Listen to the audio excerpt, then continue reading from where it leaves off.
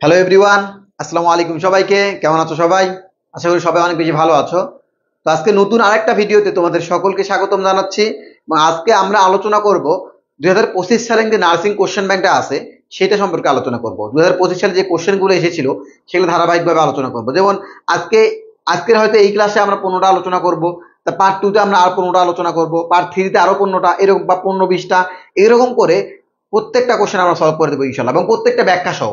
এবং তোমরা দেখো কি রকম করে ব্যাখ্যা করে আমরা সলভ করি। একটা কোশ্চেন পড়লে তোমার ইনশাল্লাহ 4-5টা কোশ্চেন অলরেডি হয়ে যাবে। এবং এটা হলো আমাদের আপাতত ডিপ্লোমার জন্য, এবং বিএসসির জন্য আমরা পরে নিব। এবং ডিপ্লোমার জন্য যেটা সেটা এখন আমরা সলভ করব। এবং আরেকটা বিষয় হলো ইংলিশটা ডিপ্লোমা এবং বিএসসি একই, সেজন্য ইংলিশ এবং গণিতটা ডিপ্লোমা এবং বিএসসির জন্য যেহেতু একই, তাই এইটার পোর্শনে যেগুলা বিএসসির জন্য ম্যাথ আছে বা বিএসসির জন্য ইংলিশ আছে সেগুলো কিন্তু ডিপ্লোমার জন্য প্রযোজ্য।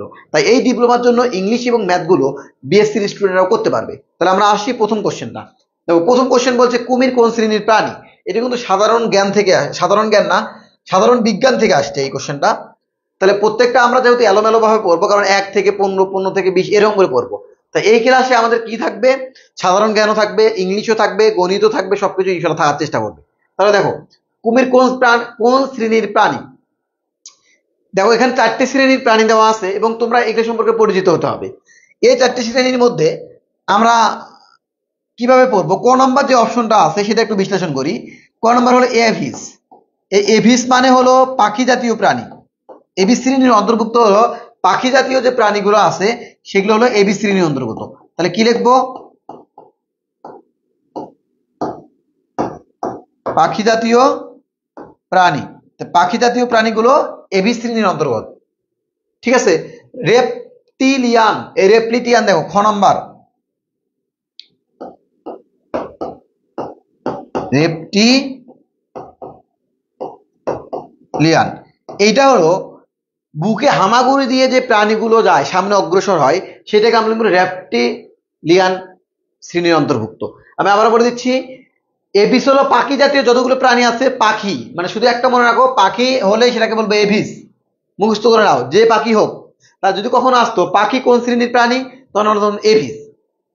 রেপটিলিয়ান, রেপটিলিয়ান মানে যেগুলো প্রাণী বুকে ভর করে চলাচল করে। তারা সাপ বলতে পারি, কুমির বলতে পারি, এইসব প্রাণী কি করে, বুকে ভর করে চলাফেরা করে না। তাহলে আমরা বলবো বুকে ভর করে যে প্রাণী চলাচল করে তারা হলো রেপটিলিয়ান প্রাণীর অন্তর্ভুক্ত। বুকে বুকে ভর করে চলে যেগুলা, তা বুকে ভর করে চলে, তাহলে এমন কি আসতে পারে বলতো, বুকে তাহলে কুমির একটা আসতে পারে। তাহলে আমরা কিন্তু পেয়ে গেলাম অলরেডি উত্তর, যে কুমির কোন শ্রেণীর প্রাণী, সেটা অবশ্যই হবে রেপটিলিয়ান শ্রেণীর প্রাণী। তাহলে বুকে ভর করে কে চলে, আর একটা আসতে পারে সাপ, আর একটা আসতে পারে কুমির, আরো যে কিছু হয়, এই দুটোই বেশি ইম্পর্টেন্ট, এই দুটোই বেশি আসতে পারে। তাহলে এইটা আমরা শিখলাম। এবার গ নাম্বারটাও একটু বিশ্লেষণ করি। দেখো, বিশ্লেষণ করলে তোমরা অটোমেটিক্যালি নিজে নিজে উত্তর দিতে পারবা। তাহলে আমরা যদি পরেরটাতে আসি, গ নাম্বারটা এমফিবিয়ান। এমফিবিয়ান মানে কি, দেখো এমফিবিয়ানটা লিখি যে এমফিবিয়ান। এমফিবিয়ান মানে উভচর প্রাণী। এমফিবিয়ান মানে কি, উভচর প্রাণী।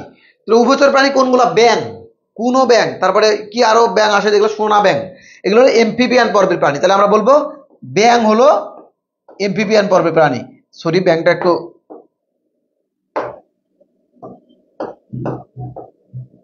তাহলে ব্যাং কি, এমফিবিয়ান অর্থ হলো উভচর। তাহলে উভচর প্রাণীগুলোকে আমরা বলবো ব্যাং। উভচর প্রাণী একটা ব্যাং আসতে পারে, আরো কিছু আসতে পারে, সেগুলো এমফিবিয়ান। তাহলে আমরা একটু ব্র্যাকেটে লিখে দেই যে উভচর প্রাণীগুলোকে বলা হয় এমফিবিয়ান, উভচর। উভচরের ইংলিশ হলো এমফিবিয়ান। তাহলে ব্যাং আমাদের কি, এমফিবিয়ানের অন্তর্ভুক্ত। তারপর আছে ঘ নাম্বার। ঘ নাম্বার কি হবে, দেখো ঘ নাম্বার হলো ম্যামলিয়ান। আচ্ছা, ম্যামোলিয়ান পর্বের অন্তর্ভুক্ত হলো মানুষ সহ সকল স্তন্যপায়ী হলো ম্যামোনিয়া শ্রেণীর অন্তর্ভুক্ত। তাহলে আমরা কি বলবো, মানুষ সহ, এখানে লিখে দেই ম্যামেলিয়ান, ম্যামোলিয়ান, মানুষ সহ সকল স্তন্যপায়ী, মানুষ সহ সকল স্তন্যপায়ী প্রাণী, স্তন্য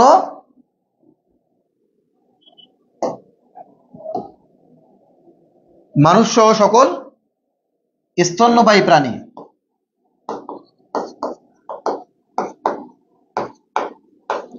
মানুষ সহ সকল স্তন্যপায়ী প্রাণী হলো ম্যামোলিয়া শ্রেণীর অন্তর্ভুক্ত। তাহলে চারটে আমরা ব্যাখ্যা করলাম, এই চারটে ভেরি ভেরি ইম্পর্টেন্ট দাও, চারটাই ভেরি ভেরি ইম্পর্টেন্ট। তাহলে একটা কোশ্চেন সলভ করতে গিয়ে আমরা কিন্তু চারটে কোশ্চেন পেয়ে গেলাম। তাহলে নেক্সট কোশ্চেন আসো। মানে 2025 সালে কিন্তু এগুলো এসেছিল। আমি আবার বলে দিচ্ছি, এই নেক্সট ইয়ার কেমন আসবে এগুলো দেখেই তোমরা বুঝতে পারবা। তাই আগে থেকে এগুলো সলভ করে রাখো, ব্যাখ্যা সহ সলভ করো। তাহলে ওই দেখো, আমাদের একটা সলভ করতে যাই চারটে সলভ করলাম, তাহলে আমরা চারটে এমসিকিউ অলরেডি পেয়ে গেলাম। তাহলে 100টা যদি সলভ করতে যাই চারটে আমি অপশনে বিশ্লেষণ করি, তাহলে 400 কোশ্চেন অটোমেটিক্যালি সলভ হয়ে গেল। এবং এই কোশ্চেন ব্যাংক থেকে প্রত্যেক পরোক্ষভাবে বারবার কোশ্চেন দিচ্ছে, ঠিক আছে? এভাবে সলভ করতে হবে। তার মানে তুমি যদি বিগত 10 বছরের কোশ্চেন সলভ করো, তাহলে তোমার আন্ডারে কতগুলো থাকবে দেখো। আমরা যদি এই বছরের কোশ্চেন সলভ করি, তারপরে আমাদের এই বছরের কোশ্চেন কয়টা? 100টা আসছিল ডিপ্লোমার। তাহলে 100টা আমরা চারটে যদি অপশন বিশ্লেষণ করি, তাহলে আমরা চারটে 400টা এমসিকিউ অলরেডি হয়ে গেল, তাই না? 400টা এমসিকিউ হয়ে যাবে না? এবং আমরা যদি বিগত 10 বছরের গুলো করি, তাহলে আমাদের কত হচ্ছে? 10 দিয়ে গুণ দিলাম আমরা 400-কে, তাহলে আমাদের 4000 কোশ্চেন অটোমেটিক্যালি সলভ হয়ে যাবে। এবং আমরা এটা করেছি যে আমরা যে বইটা বের করেছি কোশ্চেন ব্যাংক, ওখানে কিন্তু এই যে প্রত্যেকটার ব্যাখ্যা, বিগত 10 বছরের কোশ্চেনের ব্যাখ্যা স্বরূপ প্রত্যেকটা অপশন বিশ্লেষণ স্বরূপ আমরা ব্যাখ্যা করেছি, কেন এটা হলো কেন এটা হলো না। তাহলে তখন দেখবা তোমার 4000 কোশ্চেন অটোমেটিক্যালি তোমার মাথায় আছে। এবং এই 4000 কোশ্চেন থেকেই দেখবা, এই 4000 কোশ্চেন থেকেই দেখবা 80 থেকে 90% তোমার কমন এসে যাবেই যাবে, এটা নিশ্চিত। এবং 10-20% তোমাকে আলাদা করে একটু পড়তে হবে, এটা জেনারেল, কারণ বিসিএস থেকে কিছু ইংলিশ আছে, ওটা আলাদা করে পড়তে হবে। এবং এই যে এটা ম্যাক্সিমাম পোর্শনটা দেখছো কোথা থেকে আসতেছে। এবং যে ফার্স্ট হয় সেও কিন্তু কখনো 100 পায় না। কত পায়? ফার্স্ট হয় 80 থেকে 90 পায়, ফার্স্ট হয়। তার মানে তুমি শুধু কোশ্চেন ব্যাংক সলভ করে গিয়েও তুই ফার্স্ট হওয়ার চিন্তা ভাবনা করতে পারবা, ঢাকা নার্সিং কলেজে চান্স পাওয়ার চিন্তা ভাবনা করতে পারবা, ঠিক আছে? আচ্ছা, এইটা গেল। তারপরে দেখো, he is only 10 the correct negative form of the sentence. এই সেন্টেন্সের নেগেটিভ ফর্ম কোনটা? তাহলে এই সেন্টেন্সটার অর্থটাও আসতে পারে, যদি আসতো যে এই সেন্টেন্সের অর্থ কি, তাহলে কি বলতাম? হি ইজ অনলি 10 মানে তার 10 বছর, তার মানে মাত্র 10 বছর। তাহলে এটা কিন্তু ওল্ড ইয়ার্স নাই যে হি ইজ 10 ইয়ার ওল্ড, এটা বলে নাই। তবু কিন্তু এখানে বলতেছে তাহলে হি ইজ অনলি 10 মানে তার মাত্র 10 বছর। আচ্ছা, এখন বলেছে এটাকে নেগেটিভ ফর্মে প্রকাশ করো। নেগেটিভ ফর্মে প্রকাশ করতে হলে অবশ্যই একটা নট যোগ করতে হবে এবং দেখতে হবে কোনটা মিনিংফুল। আসো আমরা 1 নাম্বারটা আগে দেখি। ক number option, he is not mass than 10, এইটা একটা আসলো। He is not more than 10, he is not over than 10, he is not above than 10। আচ্ছা, আগে দেখো এই নিচের যে ঘ নাম্বারটা আছে এটা গ্রামেটিক্যালি ভুল। এইটা হলো গ্রামেটিক্যালি ভুল, গ্রামেটিক্যালি ভুল, কারণ নট অ্যাবভ আসে না, অ্যাবভ দেন কখনো আসে না। গ্রামেটিক্যালি এইভাবে পাবা না তোমরা। তোমরা যেটা পাতে পারো, এইটাও কিন্তু গ্রামেটিক্যালি আসে না, নট ওভার দেন আসে না। গ্রামেটিক্যালি এইটার এইটা আসে, মানে এইটার এটা গ্রামেটিক্যালি আসে যে মাস দেন মোর দেন মানে বেশি, মাস দেন মোর দেন মানে বেশি। তার মানে আমরা যদি অর্থ করতে চাই, তাহলে এটার অর্থ হলো হি ইজ নট মাস দেন 10, তার মানে তার 10-এর বেশি বয়স না, এটা তার 10-এর বেশি বয়স না। কিন্তু এগুলো কিন্তু গ্রামেটিক্যালি ভুল, এগুলো গ্রামেটিক্যালি কোনো আসে না। ওভার দেন, অ্যাবভ দেন গ্রামেটিক্যালি রং। তাহলে এই কোশ্চেনের অ্যান্সার, এই দুটা সম্ভাব্য অ্যান্সার দুইটা, কিন্তু এই 10 হলো আমাদের কাউন্টেবল নাউন। তাহলে আমাদের আমাদের নাউন থাকে দুই প্রকার সাধারণত, একটা গেল কাউন্টেবল নাউন আর একটা আনকাউন্টেবল নাউন। তাহলে কাউন্টেবল আর আনকাউন্টেবল, তাহলে এই যে আমরা দুই প্রকার নাউন শিখেছিলাম, একটা হলো কাউন্টেবল নাউন, 2 নম্বর হলো আনকাউন্টেবল নাউন। দেখো এই যে কাউন্টেবল নাউন এবং আনকাউন্টেবল নাউন, এই দুইটার মধ্যে আনকাউন্টেবল নাউনের ক্ষেত্রে বসবে হলো মাস, আর কাউন্টেবল নাউনের ক্ষেত্রে বসবে হলো মোর। তাহলে কার আগে কি বসবে? দেখো 10 হলো, বলো আমরা 10 কে গণনা করতে পারি না, কাউন্টেবল মানে গণনাযোগ্য, আনকাউন্টেবল মানে গণনা করা যায় না। এবং তাহলে কাউন্টেবল কি বলতে পারি? আমরা টাকাকে গণনা করতে পারি, তাহলে মানিকে গণনা করতে পারি। তাহলে আমি যদি বলি যে আমার চিনি আছে, সুগার, তাই গণনা করে শেষ করতে পারবো? ভাত গণনা করে শেষ করা যায়? যায় না।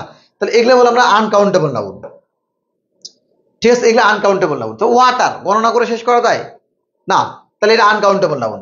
আনকাউন্টেবল নাউনের সময় মাস বসবে আগে, আনকাউন্টেবল নাউনের আগে কি বসবে? মাস। কাউন্টেবল নাউনের আগে বসবে মোর। তো তোমরা বলো এই টেনটা কি? কাউন্টেবল। তাহলে সুন্দরভাবে বসে দাও যে কাউন্টেবল নাউনের পূর্বে আমাদের কি বসে? মোর বসে। তাহলে এইটা অ্যান্সার হবে না। বুঝতে পেরেছো? অ্যান্সারটা হলো খ নম্বর। আচ্ছা, আমরা আরো কিছু শিখি। আচ্ছা, এই দূরে তো বুঝছো যে এই দূরে তো হওয়ার কোনো চান্স নেই, কারণ গ্রামেটিক্যালি হবে না কখনো। সেন্টেন্স পড়লে তোমরা বুঝতে পারবে আসলে এই দূরে সেন্টেন্স কখনো হয় না। এবার আসো, এই যে আমরা শিখলাম মোর এবং মাস, এই দূরে নিয়ে আর দুইটা সেন্টেন্স দেই আমি। তাহলে আমরা শিখলাম নাউন হলো দুই প্রকার। আচ্ছা, আমরা এখানে দূরে সেন্টেন্স শিখবো। তাহলে আমি যদি বলি আই হ্যাভ, এখানে ফাঁকা রাখলাম, বললাম ওয়াটার। তাহলে বলো তো, আর একটা দিলাম যে আই হ্যাভ,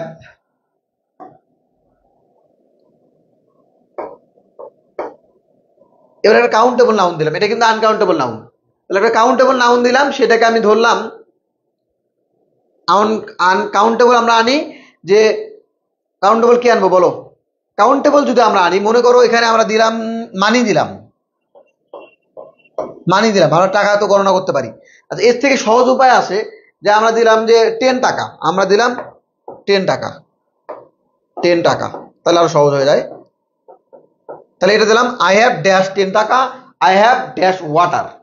তাহলে এখন মাস এবং মোর বসাতে বললাম, কোনটাতে মাস কোনটাতে মোর বসবে তোমরা আগে দেখবা যে ড্যাশের পরে কি আছে। ওয়াটার আছে, 10 টাকা আছে। এখন তোমরা আমাকে বলো ওয়াটার এবং 10 টাকা কোনটা কাউন্টেবল কোনটা আনকাউন্টেবল? অবশ্যই ওয়াটার হলো আনকাউন্টেবল, 10 টাকা হলো কাউন্টেবল, কারণ গণনা করা যায়। তাহলে আমরা বলবো যে এইটাতে বসবে, এই যে এটাতে বসবে হলো মাস। আই হ্যাভ মাস ওয়াটার, আমার অনেকগুলো পানি আছে আমার কাছে। আর আই হ্যাভ 10 টাকা, তাহলে আমরা আমার কাছে 10 টাকা বেশি টাকা আছে, তাহলে আমরা বলবো আই হ্যাভ মোর দ্যান 10 টাকা। মোর দেন এটা এক্সটেনশন আকারে বসছে, বাট তোমরা মনে রাখবা মোর কেন বসলো, কারণ এখানে কি আছে? 10 টাকা আছে, সেই জন্য এর আগে কি বসবে? মোর বসবে। শেষ, সিম্পল জিনিস। আচ্ছা, তারপরে যদি তোমাদের কোনো কোশ্চেন থাকে অবশ্যই আমাদের বলবা, আমরা সলভ করে দেওয়ার চেষ্টা করবো। নেক্সট কোশ্চেন, বৃত্তের কোন বৃত্তের অধিচাপের অন্তর্নিহিত কোণ কোনটি? অধিচাপের অন্তর্নিহিত কোণ। তাহলে অধিচাপের অন্তর্নিহিত কোণ বলতে কি বোঝায় আগে বুঝতে হবে। অধিচাপ এবং উপচাপ বলতে কি বোঝায়? দেখো, আমি একটা কি দিলাম, একটা বৃত্ত আঁকলাম।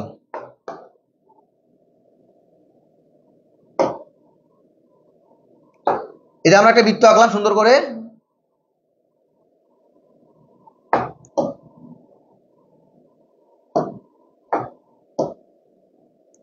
একটা সুন্দর করে বৃত্ত আঁকি।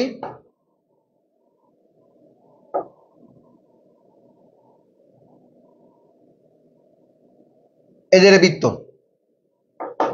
এখন দেখো এই বৃত্তের মধ্যে, দেখো এই বৃত্তের মধ্যে আমরা আরেকবার একটু বৃত্তটা আঁকি। এই দেখো, এবার দেখো এই বৃত্তের মধ্যে আমরা হলো কাজ করলাম, বৃত্তের যে কোনো একটা বিন্দু নিলাম, যে এইটা একটা বিন্দু, এইটা একটা বিন্দু। তাহলে এটাকে আমি ধরলাম এ, এটাকে ধরলাম বি। তাহলে এইটা দেখো এই বৃত্তকে দুইটা পোর্শনে ভাগ করেছে বা দুইটা ভাগে ভাগ করেছে। উপরের ভাগটা দেখো তো বড় না, নিচের ভাগটা ছোট না, এবং এই উপরের ভাগটা বলা হয় অধিক চাপ, আর এই ছোট চাপটাকে বলা হয় উপচাপ। তাহলে বৃত্তের দুইটা চাপ থাকে, এই বড়টাকে বলা হয় অধিচাপ, অধি মানে বেশি, উপ মানে ছোট। তাহলে এইটাকে বলা হয় উপচাপ, এইটাকে বলা হয় কি? উপচাপ। তাহলে এইটা হলো অধিচাপ, এইটা হলো উপচাপ। আবারও বলে দিচ্ছি, এই যে দুটো পয়েন্ট থেকে আমরা বৃত্তকে দুই ভাগে ভাগ করলাম, একটা হলো উপরের অংশ আর একটা নিচের অংশ। এবং আমরা আমরা কিন্তু যখন আমরা বইগুলো লিখতে দিচ্ছি, এগুলো কোথা থেকে আসতেছে তোমরা দেখবা এই কোশ্চেনটা সলভ করবা, এবং আমাদের বইটা নিলেই দেখবা এই কোশ্চেনটা বিসিএস এর বিগত কোশ্চেন থেকে এসেছে, এবং নার্সিং এর ক্ষেত্রে বিসিএস এর সহজ কোশ্চেনগুলো মাঝে মাঝে দিয়ে থাকে। ঠিক আছে, এবং এইরকম অনেকগুলো আছে যে ইংলিশের বিভিন্ন কোশ্চেন এসেছিল, যে সিনোনিম অ্যান্টোনিমের ক্ষেত্রে ওগুলো বিসিএস থেকে এসেছিল। ঠিক আছে, তা তোমরা দেখতে পারবা কোথা থেকে কোশ্চেন হচ্ছিল, এবং ওই কোশ্চেন ব্যাংকটা হলো কোশ্চেন সিক্রেট একটা সাজেশন, মানে কোথা থেকে কোশ্চেন আসতেছে সেটা তুমি আগে থেকে ধারণা পেয়ে যাবা। আচ্ছা, তাহলে এইটাকে কি বললাম? অধিচাপ, এটাকে বললাম উপচাপ। ছোটটাকে বলবো উপচাপ, মানে এই যে এইটুকু নিচেরটুকু উপচাপ, এটা অধিচাপ। তাহলে বলেছে বৃত্তের অধিচাপ অন্তর্নিহিত কোণ কোনটি? অধিচাপ অন্তর্নিহিত কোণ কোনটি আগে বুঝতে হবে। অধিচাপটা বুঝলাম, তাহলে আমরা এইটাকে যদি আমরা কানেকশন দেই, তাহলে এই রেখার যেহেতু একটা নির্দিষ্ট রেখা, এই রেখাটা নিচে যেটা কোণ উৎপন্ন করবে, এই কোণটা, এই যে এই দেখো এটা একটা কোণ, এই যেখানে একটা কোণ উৎপন্ন করলো না, এটাকে আমরা ধরলাম থিটা। এবার দেখো এইটা কি বলতো, নির্দিষ্ট রেখার সাপেক্ষে এই কোণটা কে উৎপন্ন করলো, উপচাপ। আর এই যে নির্দিষ্ট রেখার সাপেক্ষে অধিচাপ যেটা, এটা হলো অধিচাপ। তাহলে অধিচাপটা আমাদের, আমরা যদি এই রেখা আর একটা কালি দিয়ে নেই, যে আমি বললাম যে এখান থেকে আর একটা আমরা অ্যাঙ্গেল দিলাম, যে এটার আর একটা অ্যাঙ্গেল। তাহলে তোমরা খেয়াল করো, এই নির্দিষ্ট রেখাটা একবার অধিচাপের উপর অ্যাঙ্গেল উৎপন্ন করেছে, আর একবার উপচাপের উপর অ্যাঙ্গেল উৎপন্ন করেছে। তাহলে এটাকে দিলাম আমরা থিটা প্রাইম, আর একটা দিলাম। তাহলে এইটাই হলো সেই অ্যাঙ্গেল, অধিচাপের উপর অন্তর্নিহিত কোণ, উপচাপের উপর অন্তর্নিহিত কোণ। তাহলে বলতো এই অ্যাঙ্গেলটা অধিচাপের উপর নাকি উপচাপের উপর? অবশ্যই দেখো এই অ্যাঙ্গেলটা কি অধিচাপের উপর, আর এই অ্যাঙ্গেলটা কোথায় বলতো, উপচাপের উপর। তো এখন দেখো তো এইটা হলো 90 ডিগ্রি থেকে কম মনে হচ্ছে, দেখো কোনটা বড় কোনটা ছোট, তোমরা দেখো এইটা একটু বড় মনে হচ্ছে, এটা একটু ছোট মনে হচ্ছে, এবং তোমরা দেখবা পরে দেখবা আসলে কোনটা, এবং এটা ম্যাথমেটিক্যালি প্রুফ যে এখানে সূক্ষ্ম কোণ উৎপন্ন হয় মানে 90 ডিগ্রি ছোট, আর এখানে স্থূল কোণ উৎপন্ন হয় মানে 90 ডিগ্রি বড়। তাহলে অধিচাপ উপচাপ বুঝতে পেরেছো কি জিনিস? তাহলে আমরা এখন মুখস্থ করবো এই ধারণাটা, যে অধিচাপের উপর অন্তর্নিহিত কোণ হলো সূক্ষ্ম কোণ, আর উপচাপের উপর অন্তর্নিহিত কোণ হলো স্থূল কোণ। কারণ দেখো এটা বড়, তাহলে 90 ডিগ্রি অপেক্ষা বড়, তাহলে কি বলবো, স্থূল কোণ। তাহলে আমরা বলবো এইটা হলো স্থূল কোণ, এইটা হলো আমাদের সূক্ষ্ম কোণ। ঠিক আছে? তাহলে বলো অধিচাপ এটা বলেছে, তাহলে আমার অধিচাপ কোথা থেকে আসলো বলো তো, এই যে অধিচাপ। তাহলে অধিচাপ কোণটা এই পোর্শনটা, তাহলে এখানে অ্যাঙ্গেলটা কি হয়েছে বলতো, সূক্ষ্ম কোণ না স্থূল কোণ? সূক্ষ্ম কোণ। তাহলে আর এখানে কি হয়েছে, স্থূল কোণ। তাহলে আমরা কনক্লুশনটা আনবো হলো, কনক্লুশন যেটা আনবো সেটা এখানে লিখি, তোমরা লিখে নাও। অধিচাপের অন্তর্নিহিত কোণ হলো স্থূল কোণ, সূক্ষ্ম কোণ। উপচাপের অন্তর্নিহিত কোণ হলো কি কোণ বলতো, উপচাপের অন্তর্নিহিত কোণ হলো স্থূল কোণ। তাহলে আমরা এই পোর্শনটা এখানে লিখে রাখবো। তাহলে এটা মিশিয়ে দিলাম, যারা এটা তুলে নিচ্ছ তারা তো ভালো, আর যারা তুলো নাই তারা তুলবা, ভিডিওটা পোস্ট করে তুলবা। তাহলে আমরা কনক্লুশনটা নিই, কোন বৃত্তে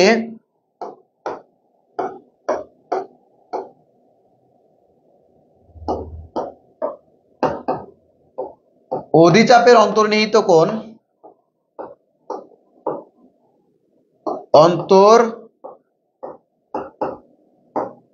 কোণ হলো সূক্ষ্ম কোণ।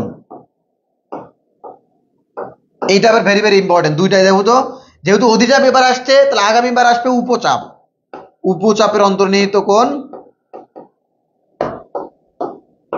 স্থূল কোণ। এই যে নাও ভেরি ভেরি ইম্পর্টেন্ট দিয়ে রাখো এটাতে, এই দুটো অনেক বেশি ইম্পর্টেন্ট। আচ্ছা, তার সাথে সাথে আর একটা জিনিস পড়বা, সেটা হলো এখানে আর একটা জিনিস লিখে দেই,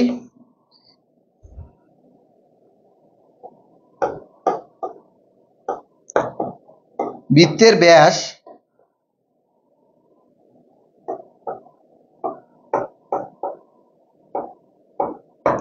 বৃত্তের পরিধিতে 90 ডিগ্রি কোণ উৎপন্ন করে, মানে সমকোণ উৎপন্ন করে, এটাও একটা অনেক বেশি ইম্পর্টেন্ট। তাহলে বৃত্তের ব্যাস যদি চাপের মধ্যে আসে তাহলে বলবো 90 ডিগ্রি। বৃত্তের ব্যাসটা মানে তখন আমাদের কি হয়েছে দেখো, তখন এই যে এই চাপটায় এইদিকে উৎপন্ন করেছে অ্যাঙ্গেল, বা এইদিকে উৎপন্ন করেছে অ্যাঙ্গেল, তখন 90 ডিগ্রি হবে। বা প্রথম দুটো বেশি ইম্পর্টেন্ট, এটাও ইম্পর্টেন্ট, বা তিনটে তোমরা পরে রাখো, এই তিনটে অনেক বেশি ইম্পর্টেন্ট। এবার আসি, সমকোণ কেন হলো না বুঝছো?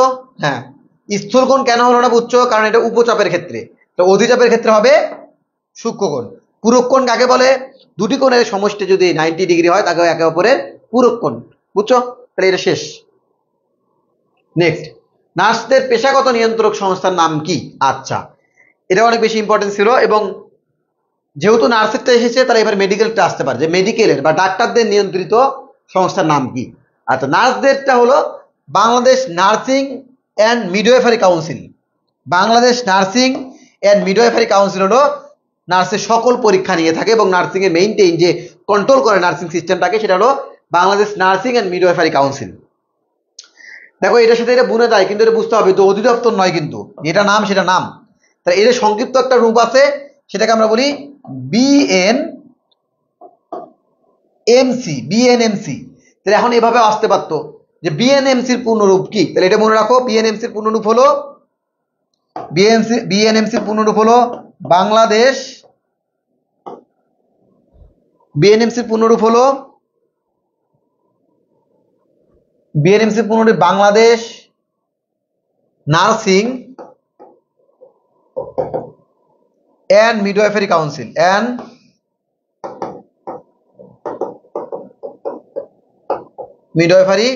তাহলে এই পূর্ণরূপটা আসতে পারে, কাউন্সিল পূর্ণরূপটা আসতে পারে, বা আসতে পারে নার্সদের পেশাগত নিয়ন্ত্রণ সংস্থার নাম কি।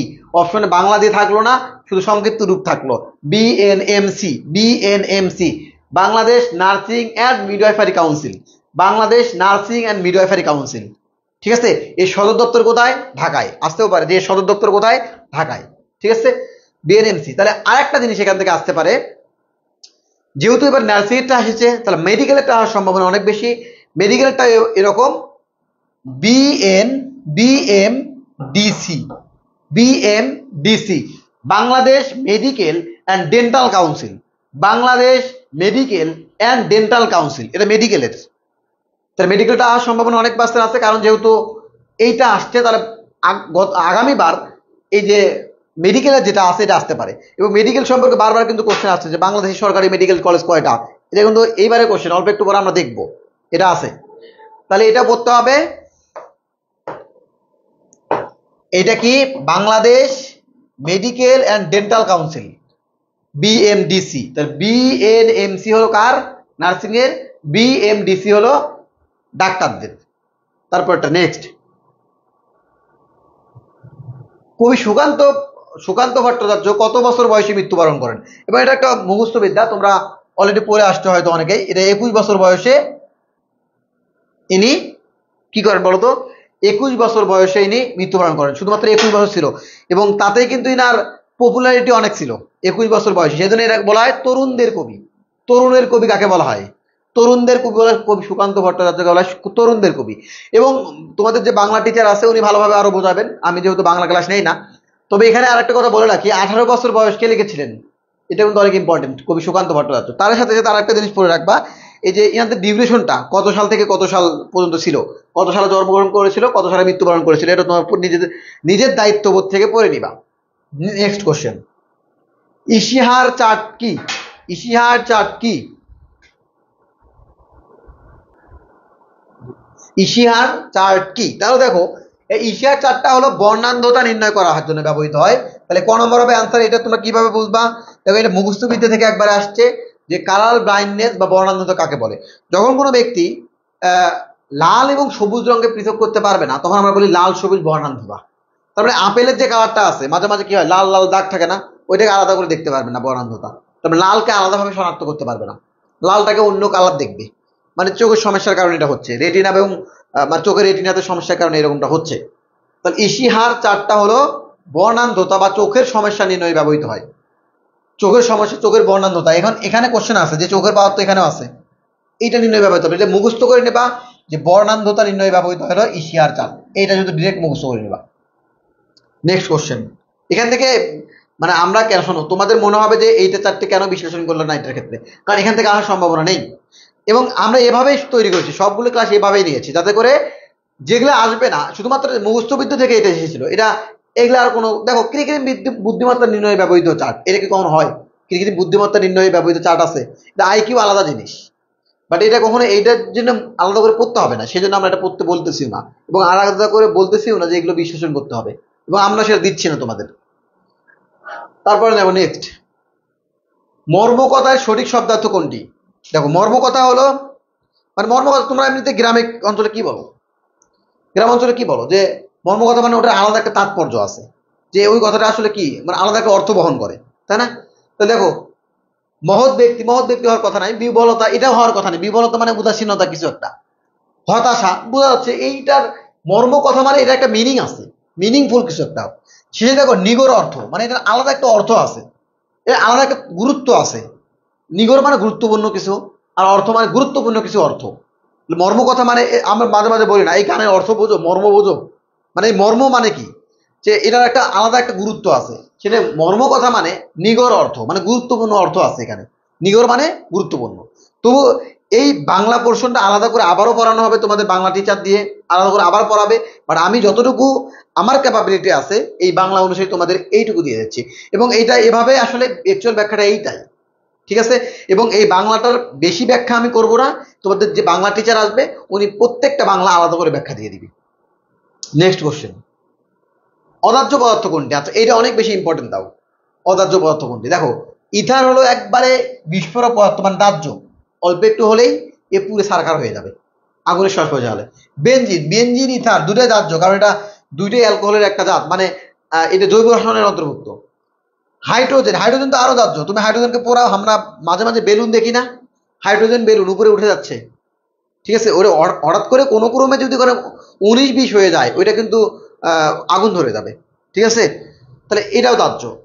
এইটা হলো অদাহ্য পদার্থ, নাইট্রোজেনের অদাহ্য পদার্থ। কেন এটাকে অদাহ্য পদার্থ বলা হয়? কারণটা হলো নাইট্রোজেন হলো আমাদের যে নিষ্ক্রিয় গ্যাসগুলো আছে না, 18 নম্বরের মৌল, 18 নং গ্রুপের মৌলগুলা, হিলিয়াম, নিয়ন, আর্গন, ক্রিপ্টন, জেনন, নেডন, অর্গানেসন আছে না, এই যে নিষ্ক্রিয় গ্যাসগুলো এমনিতে নিষ্ক্রিয়, এগুলো কখনো দাহ্য হবে না, কোনো বিক্রিয়া অংশগ্রহণ করবে না। নিষ্ক্রিয় গ্যাসগুলোর পরে, নিষ্ক্রিয় গ্যাসগুলো তো একবারে নিষ্ক্রিয়, এগুলোর পরে সবচেয়ে নিষ্ক্রিয় হলো নাইট্রোজেন। তা আমরা যদি নিষ্ক্রিয় গ্যাসগুলো বাদ দিই, এখন যদি বলি পর্যায় সারণীর নিষ্ক্রিয় মৌল কোনটা, তখন বলবো নাইট্রোজেন। কারণ নিষ্ক্রিয় গ্যাসগুলো বাদ দিলে, নিষ্ক্রিয় গ্যাসগুলো তো এমনিতে নিষ্ক্রিয়, বাট যদি বলি নিষ্ক্রিয় গ্যাস ছাড়া আর কে নিষ্ক্রিয় আছে, সেটা হবে নাইট্রোজেন। নাইট্রোজেন কারোর সাথে সহজে বিক্রিয়া করে না, ঠিক আছে। নাইট্রোজেন সহজে কারোর সাথে বিক্রিয়া করে না, কারণ এর অরবিটালে অর্ধসংখ্যক ইলেকট্রন আছে, সেজন্য কারোর সাথে বিক্রিয়া করে না। আচ্ছা নেক্সট কোশ্চেন দেখি, ভূরেখার অপর নাম কি? মুখস্থ করে নেবা, শয়ন রেখা। এত সহজ কোশ্চেন আছে রে। সমান্তরাল রেখা কেন হবে বলতো? এটা হওয়ার কি চান্স আছে? সমান্তরাল রেখা মানে একটা রেখা আছে তার সাপেক্ষে সমান্তরালে যাবে, এটা সমান দূরত্ব বজায় রেখে যাবে, তখন আমরা বলবো একটা অপরটা সমান্তরাল রেখা। ঊর্ধ্ব রেখা এটা কোনো হওয়ার চান্স নাই। লম্ব রেখা, লম্ব রেখা মানে কি একটা রেখা আছে তার উপর লম্ব, তাকে আমরা লম্ব রেখা। এবং শয়ন রেখার একটা আলাদা তাৎপর্য আছে, তার ভূরেখার অপর নাম কি? শয়ন রেখা। এটা মুখস্থ বিদ্যা। তাহলে আজকে আপাতত এই পর্যন্ত থাক, নেক্সট ক্লাসে আমরা এটা থেকে শুরু করব, নেক্সট ভিডিওতে, কারণ এইটা অনেক বেশি ইম্পর্টেন্ট। সেদিন আজকে এখন তোমাদের মনে হবে যে আমরা কেন আজকে তাড়াতাড়ি শেষ করছি, আমরা চাচ্ছি মানে ভিডিওগুলো কম সময় ব্যবধানে করা। মানে একটা ভিডিও যদি 1 ঘন্টা হয় তোমাদের বোরিং মনে হবে, বা 2 ঘন্টা হলে বোরিং মনে হবে, সেজন্য আমরা চাচ্ছি 10-15 মিনিটের বা 20-30 সর্বোচ্চ 20-25 মিনিট বা আধা ঘন্টার একটা করে ভিডিও তৈরি করা, যাতে তোমাদের বোরিং না লাগে। তো আজকে এই পর্যন্ত, দেখা হবে নেক্সট ক্লাসে। আসসালামু আলাইকুম রহমতুল্লাহ।